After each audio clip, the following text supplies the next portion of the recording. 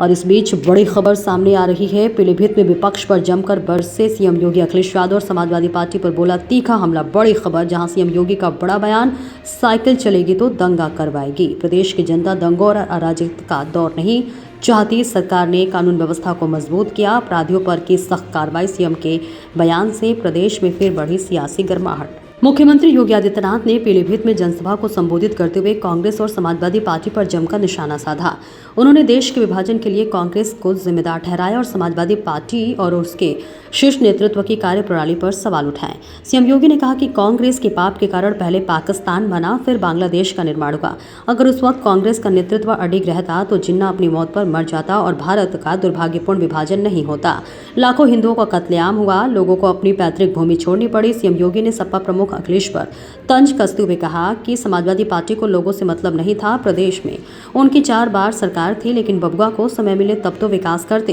वे 12 बजे सोकर उठेंगे तो 2 बजे तैयार होंगे और शाम को 5 बजे जिम जाएंगे तो गरीब की पीड़ा कहां से जानेंगे।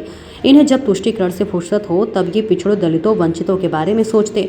इन्हें तो सिर्फ मुसलमानों की चिंता थी, सिखों, जैनियों, बौद्धों की चिंता नहीं थी। सीएम ने सपा सरकार के कार्यकाल में हुए दंगों की याद दिलाते हुए कहा कि साइकिल चलेगी तो कर्फ्यू लगेगा, उपद्रव होगा और गुंडागर्दी के साथ बेटियों और व्यापारियों की सुरक्षा में सेंध लगेगी। अब यूपी में दंगे नहीं होते। उन्होंने कहा कि आज जहां गौशालाएं बन रही हैं वहां वर्ष 2017 से पहले किसी सफाई ने जरूर कब्जा किया होगा, लेकिन हमारी सरकार आते ही 48 घंटे में कार्रवाई की चेतावनी दी गई थी, जिससे डरकर लोगों ने जमीनें सरेंडर कर दी थी। सपा कांग्रेस के लोगों बेशर्मी से डूब मरो। जिन हिंदुओं को नागरिकता दी जा रही है वो सभी दलित हैं। अरे समाजवादी पार्टी और कांग्रेस के लोगों,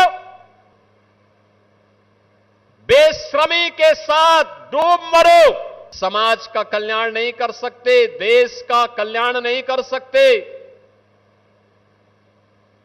और इसीलिए तो उत्तर प्रदेश की जनता जनार्दन ने इनकी साइकिल को पंचर करके इस लायक बना दिया कि वो चलने ही न पाए।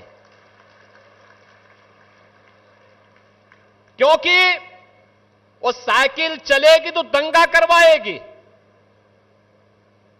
उपद्रव करवाएगी, कर्फ्यू लगाएगी, गुंडागिर्दी करेगी, बेटी की सुरक्षा में सेंध लगाएगी, व्यापारी के साथ लूटपाट करेगी,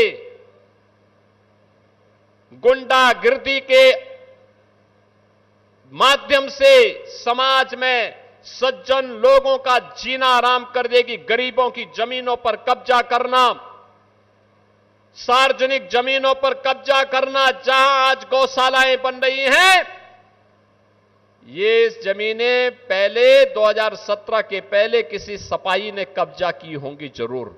और जब सरकार आई और हम लोगों ने पहले दिन एक घोषणा की थी कि अगर जमीन कब्जा किए हो तो खाली कर दो, नहीं तो अगले 48 घंटे के बाद जब कार्रवाई शुरू होगी तो 7 पीढ़ियों का भुक्तभोगी होना पड़ेगा। तो बहुत सारे लोगों ने उसी समय सरेंडर कर दिया था कि नहीं साहब आप जमीन ले लीजिए, बकस दो।